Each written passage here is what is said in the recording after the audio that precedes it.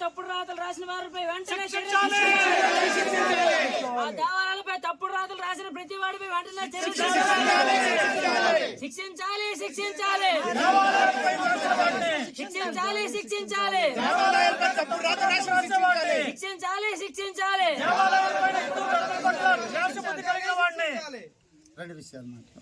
ఏంటని ఏ ఉద్దేశంతో చేశారనేది తక్షణమే వాళ్ళని పట్టుకొని మాకు ఇమీడియట్గా తక్షణమే పట్టుకొని దానిపైన త్వరగా విచారణ చేయాలి. చేయని పక్షంలో దీన్ని చాలా తీవ్ర స్థాయిలో పైకి తీసుకెళ్లాల్సి వస్తుంది. విశ్వ హిందూ పరిషత్ చాలా పైకి తీసుకెళ్ళే ఇది అలా కాకుండా గ్రామస్తులతో మాట్లాడి తక్షణమే దీన్ని ఎవరు చేశారనేది ఇమీడియట్గా దీనిపైన మాకు దోషులు ఎవరు అనేది తక్షణమే వాళ్ళు శిక్షించాలి. అంతవరకు మేము ఎక్కడే కూర్చోంటాం.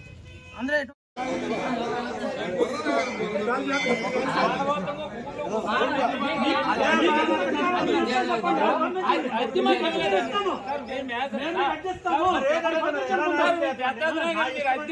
ఇటువంటి యాక్షన్ అనేది కనపడటం లేదు.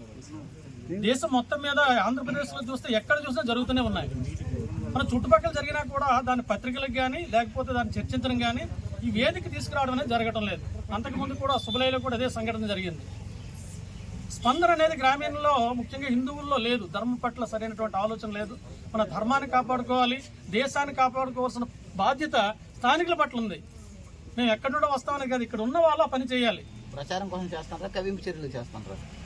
కవ్వింపు చర్యలు, ప్రచారం రెండు కూడా ఉన్నాయి ఇందులో.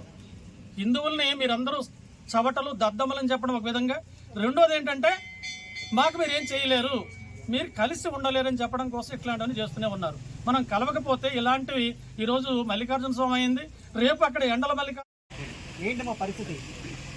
ఇక్కడ శ్రీముఖలింగం ఇష్యూ జరిగింది అక్కడ స్వామివారికి దేవాలయ విషయంలో, అది ఇంతవరకు తేలలేదు. రామతీర్థంలో రాముల వారికి విషయం జరిగింది, అది ఇంతవరకు తేలలేదు.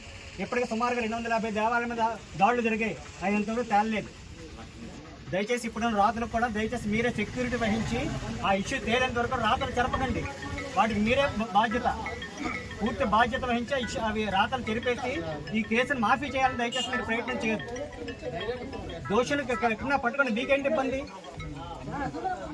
మీ పూర్తి శక్తి సామర్థ్యాలు మీకున్నాయి, మేము నమ్ముతున్నాం. ఏ సమాజం అంతా కూడా నమ్ముతూ ఉంది, విశ్వ హిందూ పరిషత్ అత్యంత గాఢంగా నమ్ముతూ ఉన్నది. దయచేసి మీరు పూర్తిగా ఈ యొక్క విషయాలు అవగాహన చేసుకుని ఈ యొక్క గ్రామస్తులు చాలా సమాచారం ఇస్తున్నారు. గ్రామస్తులు సర్పంచ్ గారు కూడా ఉన్నారు ఇక్కడే. సర్పంచ్ గారు సర్పంచ్ గారు ఇక్కడే ఉన్నారు. కాబట్టి ఏ గ్రామాల్లో ఎంతమంది క్రైస్తవులు ఉన్నారు రికార్డెడ్గా మాకు ఇవ్వండి.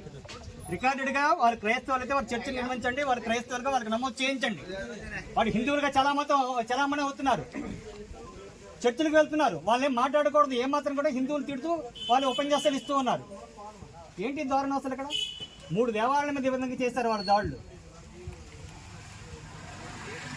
ఇది దయచేసి ఈరోజు మనం మన ఆడపిల్లలతో, అల్లులతో, అలాగే బిడ్డలతో, చుట్టాలు, బంధువులతో ప్రశాంతంగా ఆనందంగా జరుపుకునేటటువంటి యుగము ప్రారంభమైన రోజు యుగాది.